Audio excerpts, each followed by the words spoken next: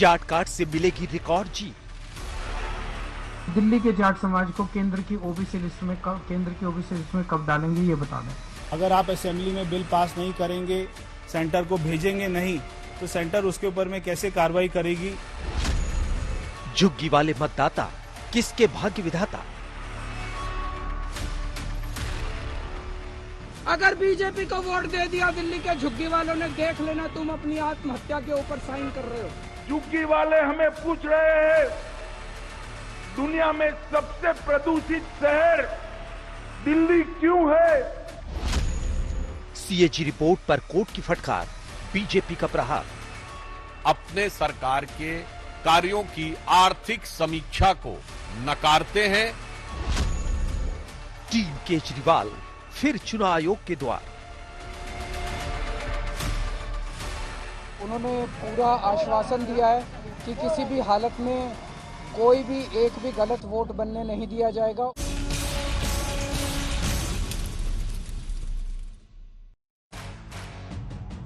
नमस्कार, हल्ला बोल में आपका स्वागत है। आपके साथ मैं हूं अंजना ओम कश्यप। झुग्गी वाले मतदाता 8 फरवरी को किसके होंगे भाग्य विधाता? ये सवाल इसलिए क्योंकि आम आदमी पार्टी और बीजेपी दोनों तरफ से दिल्ली की झुग्गियों में रहने वाले 3 लाख परिवारों को लुभाने की कोशिशें खुलकर हो रही हैं। झुग्गी में रहने वाले वोटर क्यों अहम है, उसे ऐसे समझिए। 70 में से 30 सीटें, कुल 70 सीटें दिल्ली की, 70 में से 30 सीटें ऐसी हैं जहां झुग्गी वाले मतदाता हार जीत में अहम भूमिका निभाते हैं।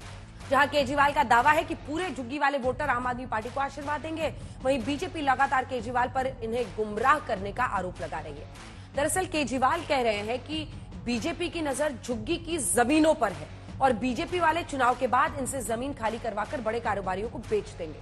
झुग्गी की जमीन पर लैंड यूज को लेकर एलजी और आप सरकार के बीच भी आरोप प्रत्यारोप का सिलसिला जारी है। पूरी रिपोर्ट आपको दिखाएंगे।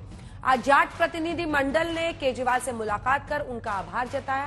बीजेपी और आप में इस बात में ठन गई है कि जाटों का असली हितैषी कौन। सियासत अपने चरम पर है। हम आप के सामने चर्चा के लिए खास मेहमानों का परिचय भी कराएंगे, लेकिन उससे पहले ये रिपोर्ट देख लीजिए।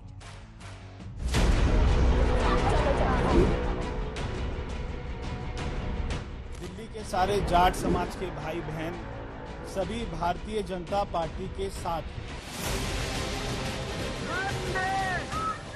देखिए, भारतीय जनता पार्टी और कांग्रेस को सत्ता से पैसे बनाने की आदत होगी। दिल्ली के विधान समर में वोटिंग का काउंटडाउन शुरू हो चुका है, इसीलिए सभी दल शाम दाम दंड भेद के साथ जीत जरूरी है वाले फॉर्मूले पर अपनी अपनी बाजी चल रहे हैं। केजरीवाल ने आज एक बार फिर जाट कार्ड चलते हुए दिल्ली के कुल 8% जाट मतदाताओं को लुभाने की कोशिश की। आज अरविंद केजरीवाल ने जाट बिरादरी के नेताओं से मुलाकात की। केजरीवाल ने बीजेपी पर जाट बिरादरी से वादा खिलाफी का आरोप लगाया। केजरीवाल ने केंद्र की ओबीसी लिस्ट में जाटों को शामिल करने की मांग की थी। इसी सिलसिले में जाट नेता केजरीवाल का आभार जताने पहुंचे। वहीं बीजेपी कह रही है कि पूरा जाट समाज बीजेपी के साथ मजबूती से खड़ा है। प्रधानमंत्री जी इस चुनाव के दौरान समय समय पे दिल्ली आएंगे, दिल्ली आके वो भाषण देंगे। इस बात का जवाब दे दें कि जो उन्होंने 2015 में आश्वासन दिया था और जो उनके गृह मंत्री ने 2017, 2019 और 2022 में आश्वासन दिया था, वो जाट समाज को, दिल्ली के जाट समाज को केंद्र की ओबीसी लिस्ट में कब डालेंगे ये बताओ। दिल्ली के जाट लीडर, दिल्ली के सारे नेता, दिल्ली के सारे जाट समाज के भाई बहन सभी भारतीय जनता पार्टी के साथ हैं। अरविंद केजरीवाल ने ये बात बिल्कुल ठीक है कि वो बार बार सेंटर के ऊपर में आरोप लगा रहे हैं कि सेंटर लिस्ट में नहीं डाला, जबकि सेंटर लिस्ट में डालने के लिए आपको स्टेट की रिकमेंडेशन चाहिए। अगर आप असेंबली में बिल पास नहीं करेंगे, सेंटर को भेजेंगे नहीं, तो सेंटर उसके ऊपर में कैसे कार्रवाई करेगी। केजरीवाल और पंजाब सीएम भगवंत मान समेत आम आदमी पार्टी के एक प्रतिनिधि मंडल ने चुनाव आयोग से मुलाकात कर वोटर लिस्ट में नाम घटाने और बढ़ाने के साथ कई मुद्दों पर बीजेपी की शिकायत की। हमने चुनाव आयोग को बताया कि किस तरह से नई दिल्ली विधानसभा में बीजेपी के एमपीज के यहाँ एक एमपी के यहाँ 30-30, 40-40 वोट बनने के लिए पिछले 15-20 दिन में एप्लीकेशंस डाली गई हैं। फर्जी वोट तो ये बना रहे हैं, कमरे में 22-22, 25-25 वोट एक कमरे में बन रहे हैं और नई दिल्ली विधानसभा को टारगेट किया जा रहा है। तो ये असल में इनकी बौखलाहट है इनको हार नजर आ गई। उधर दिल्ली में झुग्गी में रहने वाले वोटरों पर चुनावी झगड़ा बेहद दिलचस्प हो गया। 2 दिन पहले अमित शाह चुनाव मैदान में उतरे थे। झुग्गी झोपड़ियों के विकास का वादा किया था, समस्याओं से मुक्ति की बात की थी। उसके बाद केजरीवाल आए और झुग्गियों की जमीन कारोबारियों को देने का आरोप लगाया। दिल्ली की हर झुग्गी की प्लानिंग करके बैठे हैं ये लोग। 5 साल तो छोड़ो, 1 साल के अंदर दिल्ली की सारी झुग्गियां ना तोड़ दें तो। अगर बीजेपी को वोट दे दिया दिल्ली के झुग्गी वालों ने, देख लेना तुम अपनी आत्महत्या के ऊपर साइन कर रहे हो। शकूर बस्ती की झुग्गियों के विषय में जो बयान दिया वो सरासर झूठ है। उन्होंने 27 दिसंबर की डीडीए की बैठक का हवाला देते हुए कहा कि एलजी ने इस जमीन का लैंड यूज चेंज कर दिया है। डीडीए ने ना तो इस बस्ती का लैंड यूज चेंज किया है और ना ही डीडीए ने कोई इविक्शन अथवा डिमोलिशन नोटिस दिया है। अब सुनिए अमित शाह ने झुग्गी पर हो रही सियासत पर क्या कहा। 5 फरवरी को झुग्गियों ने मुक्ति प्राप्त करनी है गंदगी से, गंदे पानी से। 5 फरवरी को मुक्ति प्राप्त करनी है असंवेदनशील सरकार से। राज्य की राजधानी में गंदा और बदबूदार पानी मिलता है। झुग्गी वाले हमें पूछ रहे हैं, दुनिया में सबसे प्रदूषित शहर दिल्ली क्यों है? वहीं हाईकोर्ट ने सीएजी रिपोर्ट पर दिल्ली सरकार को कड़ी फटकार लगाई तो बीजेपी को भी नए सिरे से हमले का मौका मिल गया। ये एक बड़ी विचित्र बात है कि स्वघोषित कट्टर ईमानदार एक संवैधानिक व्यवस्था के द्वारा अपने सरकार के कार्यों की आर्थिक समीक्षा को न सिर्फ होने देते नहीं देते, नकारते हैं और सदन के पटल पर रखना नहीं चाहते हैं। उधर दिग्गजों के नामांकन का दौर भी शुरू हो गया है। सीएम और कालकाजी सीट से आप प्रत्याशी आतिशी कल नामांकन दाखिल करेंगी।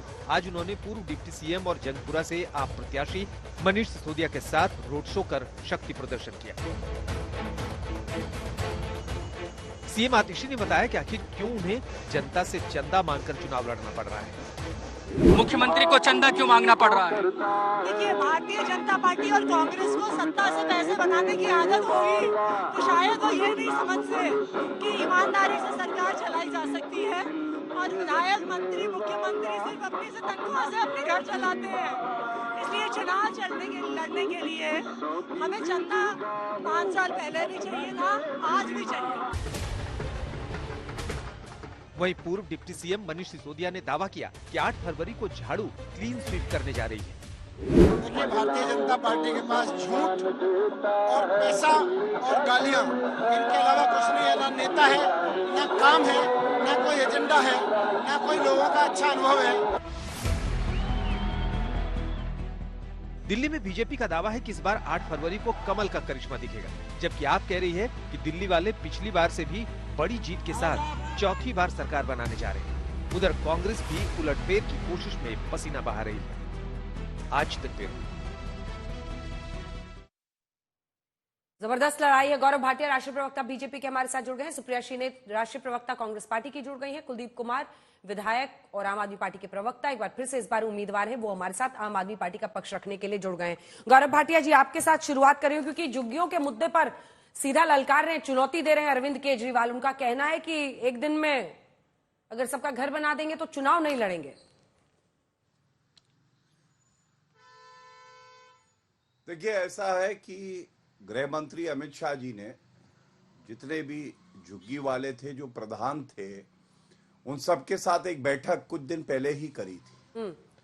और अमित शाह जी, आदरणीय प्रधानमंत्री नरेंद्र मोदी जी, ये लोग आज विश्वसनीयता का प्रतीक है। और एक बात बिल्कुल स्पष्ट कही गई कि इनकी जो झुग्गियां हैं उनको तो कुछ होने नहीं वाला है, बल्कि हमने देखा किस तरह से 1600 घर नरेंद्र मोदी जी ने अभी जो गरीब हैं उनको दिए थे। और इसके साथ ही परियोजनाएं जो नहीं हैं और जो लोकार्पण और शिलान्यास किया। और मैं आपको तमाम काम भी गिनाऊंगा, लेकिन सबसे पहले मैं कहूंगा ठग्गूमल अरविंद केजरीवाल से ये पूछिएगा उनका मैनिफेस्टो जो है मैं आपको दिखा दूंगा। 2020 और 2015 में उन्होंने कहा था जितनी झुग्गियां हैं इनको पक्के मकान मिलेंगे। वो देखिए आपने दिखाया, मेरे हिसाब से 10वां बिंदु है वो, मेरे पास भी तस्वीर है। तो अगर ये अपने वादे पे अमल करते अंजना जी तो फिर इस तरह की कोई बातचीत ही नहीं होती। लेकिन इनका ध्यान कहां था? इनका ध्यान था शराब कारोबारियों के साथ ठेके बांटने में। इनका ध्यान था वीवीआईपी कल्चर का पर्याय बन के शीश महल बनाने का। और मैं आज जो आपको बताने जा रहा हूं, दिल्ली हाईकोर्ट ने क्या टिप्पणी करी है इस सरकार पे, सुनिएगा। मैंने थोड़ा अध्ययन किया तो बता दूं। सबसे पहले आज कहा गया है कि हमें ऐसा प्रतीत होता है कि आप गंभीर नहीं है इस मसले पे। आप सीएजे रिपोर्ट क्यों नहीं स्पीकर को देते हैं?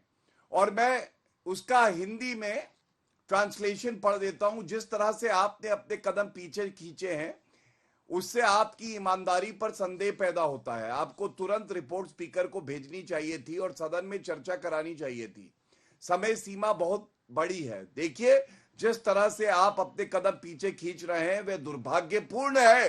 ये आज दिल्ली उच्च न्यायालय ने कहा। 14 ऐसी रिपोर्ट है जो अरविंद केजरीवाल का भ्रष्टाचार उजागर करती है और वो स्पीकर को नहीं दी जा रही। ठीक है, अब अगली बारी का इंतजार कीजिए। कुलदीप कुमार जी आपसे एक जवाब ले रही हूं, उसके बाद मैं सुप्रिया जी के पास आऊंगी। कुलदीप कुमार जी, देखिए दो में से एक ही चीज हो सकती है। या तो जब आपने ये वादा पिछले मैनिफेस्टो में किया था तो आप ये मान रहे थे कि गृहमंत्री अमित शाह दिल्ली सरकार का हिस्सा है, वरना आप ही देखिए 10वें नंबर पर आपने लिखा हुआ है, दिखाइए ट्वीटेड वीडियो। 10वें नंबर पर आपने खुद ही लिखा है। देखिए वादा याद है कुलदीप कुमार जी? मैं जवाब दूं। दिल्ली के हर झुग्गीवासी को सम्मानपूर्ण जीवन देने के लिए दिया जाएगा पक्का मकान। ये तो आपका वादा था। अब ये झुग्गी वालों को जो आप जा जाकर डरा रहे हैं कि आप सबको हटा दिया जाएगा, एलजी तो इनकार कर रहे हैं इससे।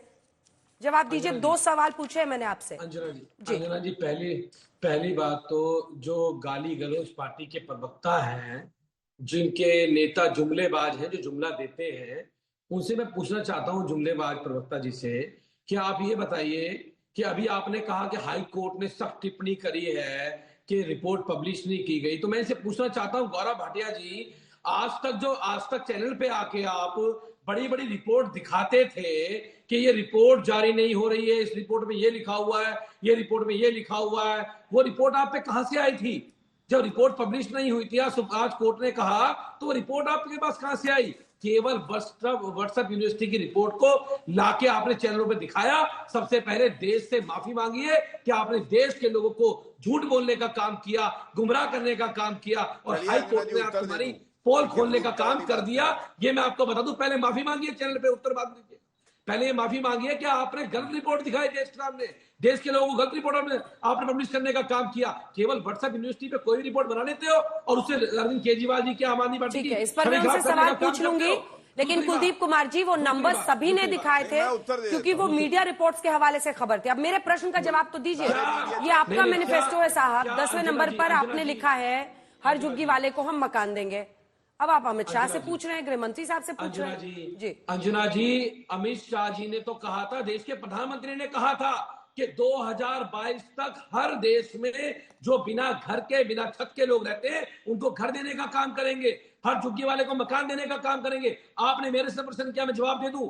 अगर आज केंद्र सरकार ये कह दे कि हम जमीन आपको अलॉट करते हैं, क्योंकि दिल्ली के अंदर जमीन जो है वो डीडीए के पास है, और डीडीए किसकी संस्था है? डीडीए भारतीय जनता पार्टी की संस्था है। आज हम झुग्गी वालों को मकान दे देंगे, या अमित शाह जी ये कह देंगे वो झुग्गी वालों को सबको मकान 1 महीने में दे देंगे, हम दिल्ली में चुनाव नहीं लड़ेंगे। मैनिफेस्टो में लिख देते ना सर, इनके अंदर हिम्मत, हमें मैनिफेस्टो में लिख देते कंडीशंस अप्लाई, अमित शाह गृह मंत्री को मानना होगा। आपको ये कंडीशंस अप्लाई लिख देना चाहिए ना। सब चीज में तो आप यही कहते हैं कि इनको ये करना चाहिए, सरकार आप बनाना चाह रहे हैं। नहीं सुप्रिया जी, अब आ रही हूँ बारी बारी से, हो गया आपका भी हो गया। सुप्रिया जी से कमेंट ले लूं। सुप्रिया जी, अब झुग्गी, एक सेकंड रुक जाइए। दिल्ली में झुग्गी झोपड़ी वाले वोटर्स जो हैं वो लगभग 10% हैं। करीब 3 लाख परिवार हैं, 15 लाख वोटर्स हैं, 675 झुग्गियां हैं, 1700 जे क्लस्टर्स हैं। यूपी, बिहार, मध्य प्रदेश, राजस्थान से आकर लोग रहते हैं। उनको टारगेट करने के लिए क्या ये सिर्फ शगुफा छेड़ा जा रहा है? वरना अपने ही मैनिफेस्टो में आम आदमी पार्टी ने ये पहले छेड़ा था। और इसको लेकर कांग्रेस का क्या प्लान है? मैं आपको 4 तथ्य बता देती हूं और उससे दूध का दूध और पानी का पानी, आम आदमी पार्टी का भी और भाजपा के भी पूरे अर्ध सत्य का और पूरे झूठ का पर्दाफाश हो जाएगा। प्रधानमंत्री जी ने अशोक विहार में अभी कुछ ईडब्ल्यूएस आवंटित किए थे, उन्होंने जाके चाबियां दी। ऐसे ही चाबियां उन्होंने 2022 में कालका जी में भी दी थी, करीब 10 परिवारों को। यह अलग बात है कि अभी तक एक भी फ्लैट आवंटित नहीं हुआ। यह पहला तथ्य सुन लीजिए प्रधानमंत्री के झूठ का। अब बात करते हैं केजरीवाल जी की। जेलरवाला बाग में 1675 ईडब्ल्यूएस के फ्लैट्स, 3024 ऐसे फ्लैट्स कालका जी में, इन पर काम शुरू हो गया था। 2800 ऐसे फ्लैट्स कठपुतली की जो जगह है वहां पर प्रक्रिया शुरू हो गई थी। 2014 से अभी तक 11 साल बीत गए। इन घरों का क्या हो रहा है? डीडीएस पर चुप क्यों है? डीडीए की अपनी जमीन पर झुग्गियां हैं, वो झुग्गियां कहां गई? वो झुग्गियों पर क्या प्रक्रिया चल रही है? तीसरी बात सुनिए, आपने क्लस्टर की बात कही, बहुत अच्छी बात कही। 229 क्लस्टर हमने आइडेंटिफाई किए थे जहां पर करीब करीब 70,000 घर बनने थे, और 2014 से लेकर अभी तक एक भी घर उस क्लस्टर का बनकर आवंटित नहीं हो पाया। तो मैं सबसे पहला सवाल करना चाहती हूं आम आदमी पार्टी से, और दूसरा सवाल करना चाहती हूं बीजेपी से। आप दोनों लोग साथ मिलकर कब तक दिल्ली को बेवकूफ बनाइएगा? क्योंकि असलियत यह है कि आपके मैनिफेस्टो में रहा था, आपने जबरदस्त लंबा लंबा फेंका था, दिल्ली ने उसको भांचा था। और एक चीज आपको और बता दूं, प्रधानमंत्री बड़ी बड़ी बात करते हैं। 2024-25 एक वित्तीय वर्ष का आपको आंकड़ा दे रही हूं, 10 का नहीं, एक वित्तीय वर्ष का आंकड़ा। प्रधानमंत्री ग्रामीण आवास योजना में 37,80,000 घर बनने थे, घर बने हैं 5,43,000, महज 14%। 2 महीने रह गए ये साल खत्म होने के। तो ये बीजेपी का और आम आदमी पार्टी का एक तरीका है, जब दिल्ली की बात आएगी तो आपस में भिड़ जाओ, कोई सॉल्यूशन नहीं, कोई समाधान नहीं, बड़ी बड़ी बातें करो। झुग्गी जब केजरीवाल जी जा रहे हैं तो नारे लगा के क्यों भगाए जा रहे हैं वहां से? क्यों लोग कह रहे हैं जो हुआ वो शीला जी ने किया, आप लोग कुछ नहीं कर पाए? और एक बात छोटी सी कहकर अपनी मैं बात समाप्त करती हूं, उसके बाद आप इन लोगों से बात करिएगा। जिस नई दिल्ली कंस्टिट्यूएंसी से अरविंद केजरीवाल जी खुद लड़ रहे हैं, वहां पर 40 से 45,000 वोटर होते थे, और ये संदीप दीक्षित जी ने तमाम इंटरव्यूज में कहा है, शीला जी के बेटे हैं, वहां खूब जाते थे। अब वहां पर 7,000 झुग्गी वाले रह गए। किस बुलडोजर के आगे जाकर आम आदमी पार्टी वाले लेट गए? और भाजपा ने क्यों बुलडोजर चलाए? 7,000 लोग रह गए, बाकी 30-35,000 झुग्गी वाले कहां गए? ठीक है गौरव भाटिया जी, आप पहले जवाब दीजिए। न किसी चीज का आवंटन हुआ, ये लोग कहां गए? ठीक है, आवंटन पर आप जवाब दीजिए, उसके बाद से मैं कुलदीप जी आपके पास आ रही हूं। गौरव भाटिया, देखिए, सबसे पहले तो जैसा आपने कहा वो तस्वीर मेरे पास भी है, मैंने अभी बात करी। ये 10वां वादा जो था, इन्होंने कहा था कि जहां पे झुग्गी झोपड़ी वाले हैं वहीं पे पक्का मकान मिलेगा। तो आपने बिल्कुल सही प्रश्न पूछा कि भाई ये तब नहीं पता था जब वादा कर रहे थे, और इसी तरह से हम लोग पूछते आए हैं। अंजना जी, इन्होंने कहा था 20 अस्पताल नए बनाएंगे। चैनल पे चुनौती देता हूं, बताएं 20 नए अस्पताल कौन से बनाए हैं 10 साल में? मैं तो पहले इनके मैनिफेस्टो 2015 की बात कर रहा था। दूसरी बात, इनसे हम लोग पूछते रहे 20 नए कॉलेज बनाएंगे, वो आज तक नहीं बताया। 30 सेकंड लगते हैं, 1 मिनट ले, दोनों बता दें। यहां पे ऐसा कोई सगा नहीं जिसे पापी आप और कांग्रेस ने ठगा नहीं। और मैं मैडम की बातें सुन रहा था, कह रही थी लंबा लंबा फेंका। अरे लंबा लंबा सबसे ज्यादा कौन फेंकता है? हर कोई जानता है वो कौन है। वो वही व्यक्ति है जो कह रहा था खटाखट स्कीम, और उसके बाद खटाखट स्कीम में फॉर्म भरवाते हैं, और 2024 का चुनाव तो हारी जाती है कांग्रेस पार्टी। जब महिलाएं लखनऊ में आई कि भैया 8500 रुपए दे दो, तो खटाखट वाले फटाफट गायब हो गए। और शर्म इनको ये आनी चाहिए। अंजना जी, आप इन पे समय नष्ट कर रही हैं। जनता ने तो इनको कब का दरकिनार कर दिया है। 5 ऐसे चुनाव हो चुके हैं, विधानसभा के 2 और लोकसभा के 3, जब इनके आए हैं अंडा सीटें, अंडा, और ये 6ठी बार कीर्तिमान लगाएंगी, अंडा सीटें आएंगी। अगर इनमें हिम्मत है, मैं चुनौती देता हूं, यहां पे बता के जाए कि कितनी सीटें आ रही है दिल्ली में। अरे कोई पूछ नहीं रहा। इनके पूर्व उप मुख्यमंत्री पृथ्वीराज चौहान क्या कहते हैं? पृथ्वीराज चौहान ने कहा, देखिए दिल्ली में ना आप जीत रही है, क्योंकि भाई इंडी अलायंस के साथी रहे थे। तो मुझे नहीं पता, जब इनके पूर्व उप मुख्यमंत्री को लगता है कि कांग्रेस पार्टी कहीं है ही नहीं, ना 3 में ना 13 में, तो ये यहां पे आके कौन सी बड़ी बड़ी बातें कर रही हैं। दूसरी बात, इनकी 3 गारंटी आई, लंबी लंबी कौन फेंकता है मैं आपको बता दूं। इन्होंने कहा था कि भाई हम किसानों को पेंशन देंगे, राजस्थान में दी क्या? छत्तीसगढ़ में गंगा जल हाथ में लेके कहा था हम किसानों का कर्जा माफ कर देंगे, दिया। राजस्थान में इन्होंने कहा था कि हम वहां पे युवाओं को भत्ता देंगे, क्या दिया? नहीं दिया। और खड़गे जी ने अभी क्या कहा था कर्नाटका में, अरे जबान कम चलाओ। वो नाराज हो गए, गारंटी कर देते हो लेकिन उसके बाद पूरी नहीं हो पाती है, खड़गे जी का बयान है। और तीसरी बात जो सबसे महत्वपूर्ण है, मैं बताना चाहता हूं आपको हमने क्या किया दिल्ली के लिए। और ये सूची अब सुनिएगा, बीच में कोई बोले ना। दिल्ली मेट्रो को 12,000 करोड़ रुपया, 9,800 करोड़, दिल्ली पुलिस पे खर्चा 12,000 करोड़, RRTS 9,283 करोड़, NHAI पे 8,000 करोड़, इंडियन रेलवे नेटवर्क इन दिल्ली 3,000 करोड़, दिल्ली यूनिवर्सिटी पे 1,800 करोड़, एम्स दिल्ली पे 4,100 करोड़, RML हॉस्पिटल पे 1,272 करोड़। इसके अलावा मैंने 1,575 की बात आपको बताई है।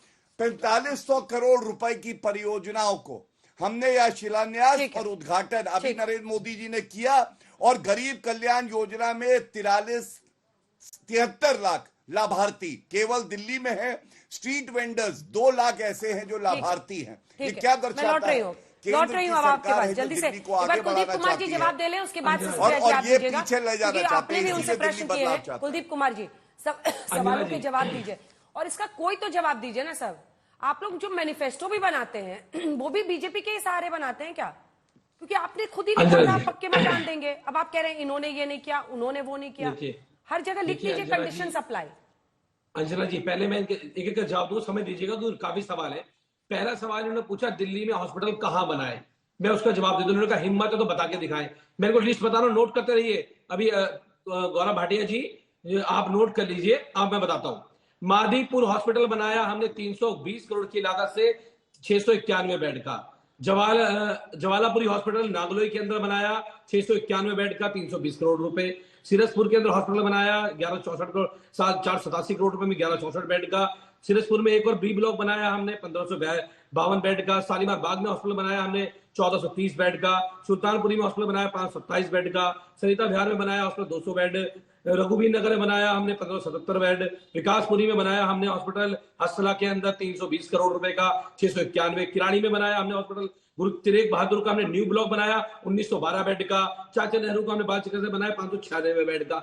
ये मैंने आपको नाम बता दिया हॉस्पिटल के अंदर। अब बताइए कौन से चुल्लू भर पानी के अंदर आप डूब के मरेंगे, ये मैंने आपको बता दी। तभी 20 नहीं हुए, चुल्लू भर पानी में तो अरविंद केजरीवाल डूबेगा, 20 तो तब भी नहीं बता डूब के मर जाइए, तो बोला भी डूब के मर जाइए, चुल्लू भर पानी में डूब के मर जाइए, भैया डुबा के मरा दीजिए। आपने नया कीर्तिमान बना लिया एक बार फिर से आज फिर से, बहुत अच्छी भाषा, वाह। अब आपकी पोल खुल गई देश के सामने। दूसरी बात ये, आपके पास केवल जुमले हैं, पोल कैसे भैया 20 बता नहीं पाए, कुछ नहीं है। बताइए, पोल खुल गई आपकी पोल खुल गई। सुनिए गौरव भाटिया जी, आपकी पोल खुल गई। अब कितना भी कैमरा में इधर देखिए, कुछ नहीं होगा। दूसरी बात ये, आपके पास ना तो दूल्हा है, ना आपके पास कोई चेहरा है, ना आपके पास कोई मुद्दे हैं। दिल्ली के लिए आप क्या करोगे, आप पे कोई विजन नहीं है। दिल्ली को तो अरविंद केजरीवाल पसंद है। वो अरविंद केजरीवाल जो अपनी दिल्ली के लोगों को 24 घंटे बिजली देते हैं। वो अरविंद केजरीवाल जी जो दिल्ली के लोगों को 2 यूनिट बिजली के बिल मुफ्त देने का काम करते हैं। वो अरविंद केजरीवाल जो अच्छे स्कूल बनाते हैं। जी, आपने मेरे सवाल को बहुत अच्छा भी बताया लेकिन जवाब नहीं दिया। मैं उत्तर दे दूं, वापस आते हैं सवाल पर। नहीं, आप अपने मैनिफेस्टो में जो डालते हैं वो बीजेपी के भरोसे डालते हैं क्या? क्योंकि आपका मैनिफेस्टो हम दिखा रहे हैं, दिखाइए। अंजना जी, हमें नहीं पता कि भारतीय जनता पार्टी झुग्गी वालों से इतनी नफरत करती है कि वो उनकी झुग्गी के लिए जमीन भी नहीं देगी। वो अपने मैनिफेस्टो में वादा करेगी दिल्ली के लोगों से। आप भारतीय जनता पार्टी से पूछेंगे, मैनिफेस्टो है सर, आप भारतीय जनता पार्टी से 2020 का आम आदमी पार्टी का मैनिफेस्टो है। कुलदीप जी कहाँ निकल रहे हैं आप? मतलब मेरी तो अंजना जी, मेरी आपसे निवेदन है, एक बार भारतीय जनता पार्टी का 2020 का मैनिफेस्टो भी खोल दीजिए आप जरा। सरकार में आप थे साहब 5 साल, जनता ने आपको चुना था ना। 2019 का खोल दीजिए ना फिर। 2019 का खोल दीजिए बीजेपी का मैनिफेस्टो। हमने तो जो मैनिफेस्टो वादे किए वादे पूरे किए। आप लोकसभा चुनाव वाला पढ़िए, उनका लोकसभा चुनाव वाला मैनिफेस्टो खोलो। देखिए, हाँ खोलिए ना, देश को पता लगे उनके मैनिफेस्टो के बारे में। हमने तो हमारे लिए जो मैनिफेस्टो है, सुप्रिया जी बोलिए। हमने दिल्ली के लोगों से कहा था कि हम 24 घंटे पानी देंगे, हमने दिल्ली के लोगों को दिया। आपने एक आरोप लगाया कि ये आम आदमी पार्टी और बीजेपी वाले मिलकर दिल्ली वालों को मूर्ख बना रहे हैं, पर 6 महीने पहले जब आपने आम आदमी पार्टी के साथ यही दिल्ली में हाथ मिलाया था तो आप जनता के साथ क्या कर रही थी? क्योंकि अब 6 महीने बाद आप उनको कोस रही हैं, तो ये आंखों में धूल झोंकने की तो बराबर है। नहीं, बिल्कुल नहीं है। और इसलिए नहीं है क्योंकि राजनीति देश काल परिस्थिति देखकर करी जाती है, राजनीति बड़े लक्ष्य से की जाती है। 2024 के चुनाव में हम पूरी तरह से कन्विंस थे और आज भी कन्विंस है कि बीजेपी को रोकने के लिए हम सबका साथ आना जरूरी था, और हमारे साथ आने की वजह से बीजेपी आज एक कोalition सरकार, एक गठबंधन की सरकार नरेंद्र मोदी चला रहे हैं और 2 बैसाखियों पर निर्भर होने को मजबूर है। जदयू और टीडीपी 240 पर लाकर इंडिया ने उनको पटक दिया, 400 की बात कर रहे थे। लेकिन जब दिल्ली का चुनाव आया तो हमें लगा 11 साल से एक पार्टी चला रही है, लोगों के अंदर आक्रोश है, एंटी इनकम्बेंसी है और हमें उस पार्टी से भी कुछ सवाल पूछने चाहिए। इसमें कोई विरोधाभास नहीं, और मैं आपको बताती हूं क्यों नहीं है। जब बीजेपी को वोट चाहिए होते हैं नागालैंड में, गोवा में, केरला में, तो वो बीफ बैन का विरोध करती है। वो कहती है बीफ बैन गलत है, लेकिन उसी बीफ बैन के लिए बीजेपी और उनके साथी लोगों की हत्या करने को यूपी और बिहार में तैयार हो जाते हैं। तो देश काल परिस्थिति देखकर मुद्दों की और घटक दलों की राजनीति की जाती है, इसमें कोई विरोधाभास नहीं है। बीजेपी जब तक महबूबा मुफ्ती जी के साथ थी, उनको महबूबा जी कह के पूरा सम्मान देती थी, फिर उनको गुपकर गैंग का सदस्य बुलाने लगी। तो ये असलियत है इनकी, हमारी ये असलियत नहीं है। अगर देश काल परिस्थिति देखकर हमें साथ आना था तो हम आए, और मुझे लगता है कि उसका परिणाम इस देश ने देखा। मैं यहाँ पर 2 बातें कहना चाहती हूं। आम आदमी पार्टी आपको बीजेपी की बी टीम कह रही है, हमने ढिमकाना कर दिया।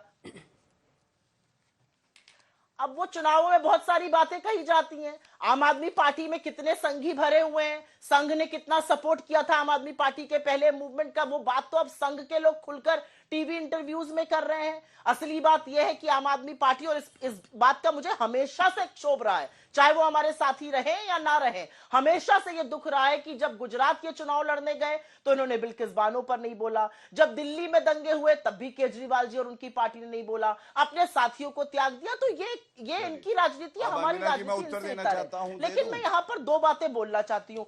बीजेपी पर बोलना इसलिए जरूरी है, बीजेपी पर बोलना इसलिए जरूरी, बीजेपी के पास ना संगठन है ना चेहरा है। कपिल मिश्रा और मनोज सिंह बिष्ट में खुलकर लड़ाई हो रही है और खुलकर बगावत हो रही है। तो ये किस मुंह से यहां पर आकर बात कर रहे हैं? ये बात करते हैं हमने ये कर दिया, हमने वो कर दिया। अरे भैया, आप तो आए थे देश को सुधारने के लिए। 58 पर रुपया मिला था आपको 2014 में, 26 मई 2014 को। 87 पार कराने पर आप आमादा है, प्रधानमंत्री को फर्क ही नहीं पड़ता है। आप आए थे महंगाई रोकने के लिए, बहुत हुई महंगाई की मार, और अभी आप ही के चैनल पर देख रहे हो 6.6% से ज्यादा रेट आ रहा है वेजिटेबल प्राइसेस का, उस पर कोई चर्चा नहीं हो रही है। यहां पर बात करने की बात थी कि हम चर्चा पे बात करेंगे, प्रधानमंत्री आते हैं, चाबी देकर चले जाते हैं, आवंटन होता नहीं है, उस पर कोई बात नहीं करेंगे। तो अब लगातार मैं अगर इनके बीच में बोलना शुरू करूंगी अंजना जी, तो आप मुझे मत रोकिएगा, आपसे मत ये विनम्र आग्रह है। क्योंकि गौरव जी रुक जाइए, वो पूरा करने दीजिए, फिर मैं आपसे जवाब लूंगी। गौरव जी रुक जाइए, सुप्रिया जी पूरा कीजिए। तो चुप रहेंगे। गौरव जी रुक जाइए, सुप्रिया जी। मेरा अपना मानना है, हमारी सरकारें जहां पर हैं, हमारी सरकारों ने जो चीजें कर दिखाई है वो हमारा ट्रैक रिकॉर्ड है। इसीलिए हम 2500 प्यारी दीदी योजना लॉन्च करेंगे। हम युवाओं के लिए अप्रेंटिसशिप और 8500 रुपए महीने की बात कर रहे हैं, और हम 25 लाख की हेल्थ बीमा योजना यहां लागू करना चाहते हैं, क्योंकि दिल्ली को तड़प तड़प कर दम तोड़ते हुए हमने देखा है। तब मोदी जी भी आंख पर पट्टी बांधकर बैठे थे और केजरीवाल भी चुप थे, लेकिन दिल्ली को हमने देखा है किस तरह से दिल्ली ने दम तोड़ा था, और रण छोड़कर खुद नरेंद्र मोदी और केजरीवाल जी भाग गए। गौरव जी, अब आप जवाब दीजिए, क्या ये वजह है कि आप लोगों को लगता है कांग्रेस अगर अच्छा करेगी तो आपके चांसेस आम आदमी पार्टी के खिलाफ बढ़ेंगे? क्योंकि आपके नेता कांग्रेस पर काफी आक्रामक है, और आपको भी मैंने इसी अंदाज में आज डिबेट में देखा। अंजना जी, मैं आपको 3 भविष्यवाणियां यहां कर देता हूं। जब 8 तारीख को नतीजे आएंगे तो मिला लीजिएगा। सबसे पहले अरविंद केजरीवाल अपनी सीट से चुनाव हार रहे हैं, नई दिल्ली की सीट से चुनाव हार रहे हैं, आप देख लीजिएगा। दूसरी बड़ी भविष्यवाणी कांग्रेस पार्टी से मैंने पूछा कितनी सीटें आएंगी, कृपया करके बता दो। हरियाणा में भी बता रही थी, उससे पहले महाराष्ट्र में भी बता रही थी, हार गई थी। अभी भी नहीं बता पाएंगी क्योंकि आएगी अंडा, आप देखिएगा छठा अंडा लगातार बनेगा, ऑमलेट की दुकान में बैठेंगे ये लोग। और तीसरी बड़ी बात मैं आपको बता रहा हूं, हमें किसी को बढ़ाने और नीचे करने की आवश्यकता नहीं है। जनता ने मन बना लिया है, भारतीय जनता पार्टी की पूर्ण बहुमत की सरकार बन रही है दिल्ली में। और आप देखिएगा 8 तारीख को ये दोनों मिलेंगे नहीं और ये पुनः गले लग रहे होंगे, क्योंकि इनका एक ही मकसद है, सबको ठगना। आपने बिल्कुल सही बात कही, 6 महीने पहले ये लोग साथ साथ थे, तब हम लोग लिकर घोटाला उठा रहे थे, शीश महल घोटाला उठा रहे थे। तब ये कह रहे थे जो गिरफ्तारी हुई है अरविंद केजरीवाल की, मनीष सिसोदिया की, ये गिरफ्तारी गलत हुई है और ईडी सीबीआई ये जो है सरकार के इशारे पे काम करते हैं। आज पूछा नहीं जाएगा, अरे भ्रष्टाचारियों के साथ तो आप खड़े थे, अरविंद केजरीवाल तो आप ही की गोदी में थे या आप उनकी गोदी में थे, और 7 सीटें दिल्ली में आपको हरा दी, चाहे वो पापी आप हो चाहे भ्रष्टाचारी कांग्रेस हो। क्यों? दिल्ली की जनता को पता था इनमें ईमानदारी रत्ती भर नहीं बची है, इनको पूरा निचोड़ेंगे तो भी इनके अंदर से एक बूंद ईमानदारी नहीं निकलेगी। दूसरी बात मैं आपको चेहरे पे ये कहती हूं, बीच में ना बोले, अब बीच में ना बोले। हाँ, दूसरी बात देखिए, एक और मैं दिखा देता हूं, ये कांग्रेस पार्टी की जो दिल्ली इकाई है उसके अध्यक्ष थे अनिल चौधरी, उनका बयान है सीएम केजरीवाल की गिरफ्तारी अच्छी है। जब ये अच्छी थी और गिरफ्तार होने के बाद जब चुनाव आए तो एक साथ हो गए, तो गिरफ्तारी खराब हुई अच्छी, मतलब भ्रष्टाचार से भी ये समझौता कर सकते हैं सत्ता में आने के लिए। एक बात चेहरे की आई, अंजना जी जल्दी से मुझे ये बताइए, गुजरात में चुनाव थे, आपको याद है अरविंद केजरीवाल वहां कैंपेन करने गए, वहां पे उन्होंने चेहरा दिया और गुजरात की जनता ने 7वीं बार भारतीय जनता पार्टी की सरकार बनाई। क्यों? क्योंकि हमारी ईमानदारी पे उन्हें विश्वास है और चेहरा देने से कुछ नहीं होता है। आतिशी मारलेना एक महिला है, आज वो मुख्यमंत्री है।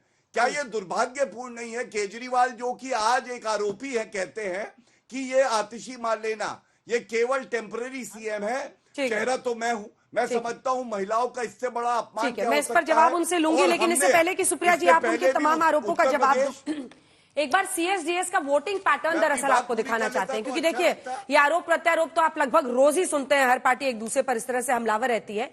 दिल्ली का जो वोटिंग पैटर्न है उसमें सीएसडीएस, लोकनीति सीएसडीएस ने 4 हिस्सों में लोगों को बांटा है, जिसमें गरीब है, निचला तबका है लोअर, और फिर मिडिल क्लास मध्यम तबका है, और फिर अमीर है, रिच है। तो सबसे पहले 2015 के मुकाबले अगर आप 2020 के विधानसभा चुनाव को देखते हैं तो बीजेपी को 12% का गरीब तबके में गेन हुआ था। ये मध्यम वर्ग हटा दीजिए, गरीब वाला दिखाइए पहले, ये देखिए। और वहीं आम आदमी पार्टी को 5% का नुकसान हुआ, जिसके बाद वो 61 पर पहुंचे, इससे पहले 66 पर थे, और फिर इधर कांग्रेस पार्टी 4 पर। अब आप निचला तबका देखिए जिसमें 31 है, 2% का गेन हुआ बीजेपी को, 6% का गेन आम आदमी पार्टी को हुआ, वो 63 पर पहुंचे। इसको स्टे नहीं दे पा रहे हैं क्या हम लोग? ये निम्न वर्ग देखिए 63 पर पहुंचे और 4 पर कांग्रेस पार्टी। अगला दिखा दीजिए मध्यम तबका, जहां पर भारतीय जनता पार्टी को सिर्फ 4% का गेन हुआ, 2% का गेन आम आदमी पार्टी को 15 के मुकाबले, और 7% का नुकसान कांग्रेस पार्टी को हुआ। अब अमीर तबका देखिए जिसमें 58% बीजेपी को देता है, 47% आम आदमी पार्टी को, और 4 सिर्फ कांग्रेस पार्टी को। क्या यही वजह है कि झुग्गियों के इर्द गिर्द आप इतना शोर देख रहे हैं? वरना 5 साल में कोई भी क्या वाकई हर झुग्गी वाले को एक फ्लैट दे सकता है, मकान दे सकता है?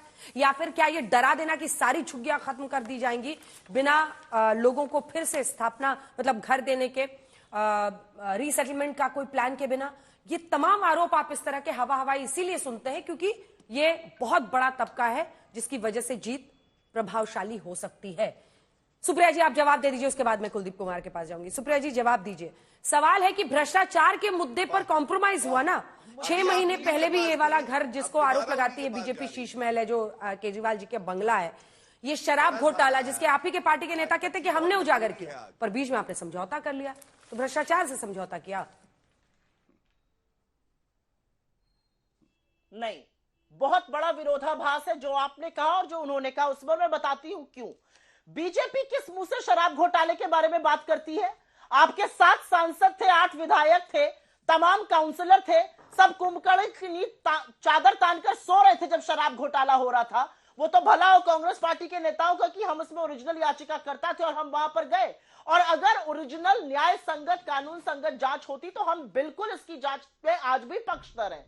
लेकिन जो हुआ वो हमने देखा कि वो कानून से बढ़कर एक वेंडेटा पॉलिटिक्स के अंतर्गत होने लगा। तो हमें लगा जहां पर एजेंसी बब्बर शेर बनकर प्रतिद्वंदिता से काम करेगी वहां पर हम गलत के खिलाफ खड़े होंगे, और हमने बोला ये गलत प्रक्रिया हो रही है। क्या शराब घोटाला हुआ? बिल्कुल हुआ। क्या बीजेपी ने चूं करी थी? उस वक्त एक शब्द नहीं बोला था, आज बड़े बड़का शेर बने घूम रहे हैं। पहली बात, किस मुंह से ये दिल्ली की बात करते हैं? दिल्ली पुलिस, दिल्ली का अपराध सबको पता है। दिल्ली में महिलाएं कितनी सेफ है सबको पता है। 6 से 7 रेप रोज के हो रहे हैं। अपहरण के मामले में दिल्ली नंबर 1 है, महिला अपराध में नंबर 1 है। 99% महिला और बच्चों के जो मामले हैं वो लंबित है। ये दिल्ली पुलिस आपके अंतर्गत है, अमित शाह जी के अंतर्गत है, यह आपकी देन है। तो दिल्ली ने आपका चेहरा भी खूब देखा और इसी ने 26 साल आपके चेहरे को नकारा है। और अंत में एक बात जरूर करना चाहती हूं यहाँ पे, बहुत गलत, एक मिनट अंजना जी, मैं ये बीच में बोलने लगते हैं, फिर जब मैं इनके बीच में बोलती हूँ तो आप कहती हैं इनको फिनिश कर लेने दीजिए। तो अब जब ये बोलना शुरू करेंगे तो मैं लगातार बहुत गलत ही कहती रहूंगी। मैं सिर्फ ये कहना चाहती हूँ, मैं आपके बीच में नहीं बोली थी, थोड़ा चुप रहिए। सुनिए, 26 साल तक से दिल्ली आपका चेहरा नहीं देखना चाहती है। विरोधाभास, सुप्रिया जी कौन सी बात में सबकी आवाज नीचे कर दीजिए, टॉपिक पे रहते हैं। सुप्रिया जी, विरोधाभास इस बात में है कि आप कह रही हैं शराब घोटाला हुआ था, उसी घोटाले में अरविंद केजरीवाल जेल जाते हैं तो उनकी पत्नी सुनीता केजरीवाल के साथ सोनिया गांधी मंच शेयर करती हैं। अब क्या मतलब है? मतलब घोटाले में या तो कार्रवाई ना हो, और अगर कार्रवाई हो तो आप फिर उनके साथ खड़े थे। मतलब ये असल विरोधाभास तो ये है कांग्रेस पार्टी के स्टैंड में। बिल्कुल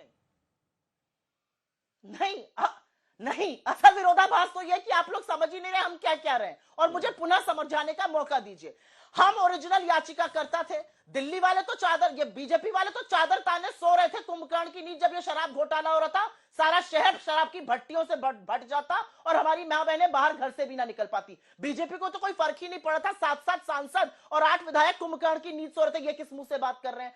हम याचिका करता थे, हम गए, इस पर न्याय संगत अगर कार्रवाई होती हम उसका स्वागत आज भी करते हैं। लेकिन कार्रवाई जब शुरू हुई और जिस तरह से ईडी ने वेंडेटा के तहत कार्रवाई करी, जिस तरह से ईडी ने जबरदस्ती बेल ना लेना, जबरदस्ती अपने कार्य क्षेत्र से जाकर ज्यादा वेंडेटा करना, इस पर हम बिल्कुल बोलेंगे क्योंकि ईडी की कार्रवाई साफ नजर आ रही थी, राजनीति से प्रेरित। अब गौरव भाटिया जी आप इसका जवाब, गौरव भाटिया जी आप इसका जवाब, शर्म आनी चाहिए। और एक बात गौरव भाटिया जी जवाब, सबसे बड़े चंदा चोर, इसके बाद ये बात करेंगे भ्रष्टाचार की, इलेक्टोरल बॉन्ड के डाकू, चंदा चोर, ये बात करेंगे। सुप्रिया जी अब जवाब सुनिए, अब जवाब सुनिए। गौरव जी बोलिए, गौरव जी जवाब। ये बात करेंगे भ्रष्टाचार की। अरे शर्म, सुनिए, मैं जवाब बिल्कुल दूंगा और हर उस व्यक्ति का दूंगा जो यहां पे कहता है शेर बना नहीं जाता है मैडम, शेर पैदा होता है, और गधे को शेर की खाल पहनाने से वो शेर नहीं होता है। इनकी 0 सीट्स है अंजना जी, 0। मैंने आपको बताया 5 चुनाव 0 सीट्स, और कांग्रेस की प्रवक्ता को बार बार समय मिल रहा है। अरे जनता इनको नकार चुकी है।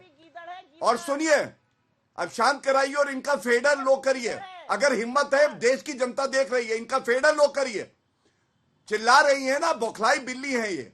और सुनिए, जो बात मैं कहने जा रहा हूं, गौरव जी आपसे कह रही हूँ, शराब घोटाले पे, गौरव जी मैं आपसे कह रही हूँ, मर्यादित भाषा का इस्तेमाल कीजिए, और हिम्मत है तो वोट फेडर कम कीजिए, इस तरह से मत बोलिए। ये मर्यादित भाषा नहीं है। मैं I am raising an objection, please do not talk like this to मी।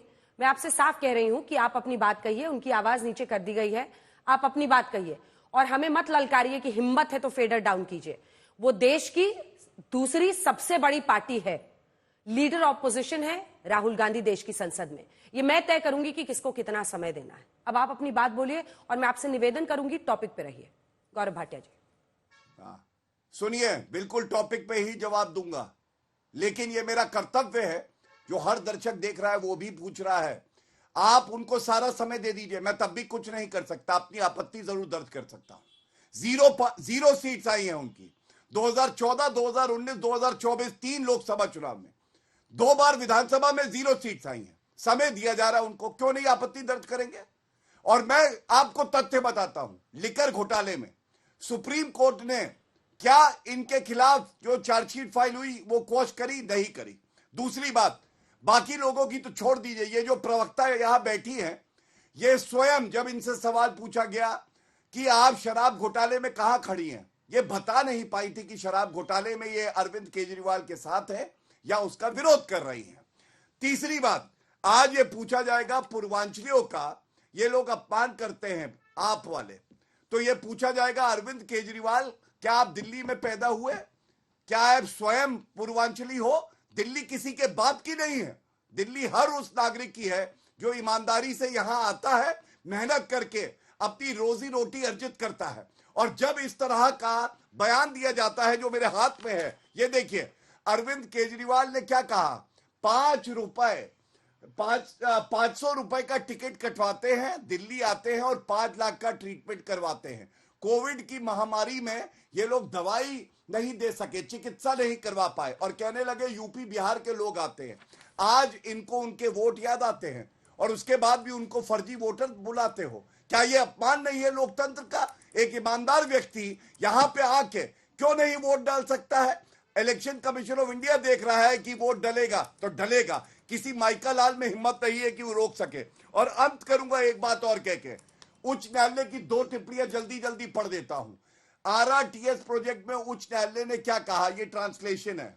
हमने विद्वान वरिष्ठ अधिवक्ता के समक्ष ये तर्क रखा कि यदि पिछले 3 वित्तीय वर्षों के बजट के रूप में 1100 करोड़ रुपए आप खर्च कर सकते हैं तो निश्चित रूप से ढांचागत परियोजनाओं में योगदान क्यों नहीं किया जा सकता है। और दूसरा, दिल्ली प्रदूषण पे दिल्ली सरकार के मुख्य सचिव को दिए गए विशेष निर्देशों के बावजूद अनुपालन की रिपोर्ट नहीं दी गई है। अब अंजना जी बताइए, दिल्ली हाईकोर्ट के 3 आदेश मैं पढ़ चुका हूं, क्या ये नहीं दर्शाता है संविधान को तार-तार करने वाला और कोई नहीं है? ये दिल्ली का लाल नहीं है, ये दलाल है, और दलाल है अरविंद केजरीवाल। प्लीज मैं आपसे फिर रिक्वेस्ट कर रही हूँ, इस तरह की भाषा का इस्तेमाल मत कीजिए किसी के नेता के लिए, फिर वो आपके नेता के लिए बोलेंगे, अच्छा नहीं लगेगा। कुलदीप कुमार जी, ये अरविंद केजरीवाल का पहले भी बयान है और मैं वर्बैटिम इसको पढ़ देती हूँ, जिसमें उन्होंने कहा था कि बिहार से लोग 500 रुपए का टिकट कटाकर दिल्ली आते हैं, 5 लाख का इलाज करते हैं, मुफ्त इलाज कराते हैं और उसके बाद चले जाते हैं। और एक बार फिर उन्होंने यूपी बिहार के लोगों को वोटर लिस्ट में शामिल किए जाने की बात की। तो क्या आधार रहता है? इस तरह की क्षेत्रीय भाषा का क्या इस्तेमाल करते हैं? वो खुद भी एक दूसरे राज्य से आए हुए हैं साहब, और इस तरह से किसी 2 राज्य को डिमोनाइज करना, ये क्या तरीका है? हजारों मजदूर हैं जो अपने आत्मसम्मान के साथ यहाँ दिन रात खपते हैं, इस ठंड में वो मेहनत करते हैं और फिर यहाँ कमाते हैं, अपना जिंदगी वो पालते हैं। किस अधिकार से उन्होंने यूपी बिहार के लोगों को के बारे में ऐसे कह दिया? अंजना जी, क्या आधार से कह दिया? अंजना जी पहले तो मेरा आपसे एक निवेदन है कि आपने कांग्रेस और भाजपा के बीच में डिबेट करा रहे हैं। एक वो पार्टी जिसकी 0 सीट दिल्ली में आनी है, दूसरी वो पार्टी जो सिंगल डिजिट डबल डिजिट लाने की लड़ाई लड़ रही है। उन 2 पार्टी के बीच में लड़ाई हो रही है। जो पार्टी जिसके पास दिल्ली में मैंडेट आने वाला है, एक बड़ी सरकार बनने जा रही है, उनको आपने उससे बाहर रखा हुआ। खैर, मुझे इससे कोई शिकायत नहीं है, मैं मुद्दे पे आता हूं। मुद्दा, आपने यूपी बिहार के लोगों की बात करी। आज जेपी नड्डा जी ने देश की पार्लियामेंट के अंदर खड़े होकर हमारे पूर्वांचल के भाई बहनों की तुलना रोहिंग्या से करने का काम किया। किसी भाजपा सांसद के मुंह से आवाज नहीं निकली, किसी ने भाजपा ने विरोध नहीं किया। अरविंद केजरीवाल जी ने जिस संक्षेप में बात कही थी, उन्होंने कहा था कि दिल्ली में आज इतना अच्छा इलाज हो रहा है कि दिल्ली में हमारे यूपी बिहार के भाई बहन भी आके, कोई लोकसभा में बादशाह बनता है, कोई विधानसभा चुनाव में सब भूल जाते हैं एक दूसरे का क्या क्या उनकी परफॉर्मेंस है अलग अलग जगहों पर। वरना आम आदमी पार्टी की तरफ से आप बोल रहे थे कुलदीप जी भी, आपको भी याद रहता कि लोकसभा में आपकी कितनी सीटें आ रही हैं। लेकिन बहस अनंत है ये, किस पार्टी को कितना समय मिलना चाहिए। हमारी ये कोशिश रहती है कि हर पार्टी का वक्ता जिसको हम मंच पर बुलाते हैं अपने डिबेट में, वो अपनी बात जरूर कह पाए। हल्ला बोल में इतना ही, आप देखते रहिए आज तक।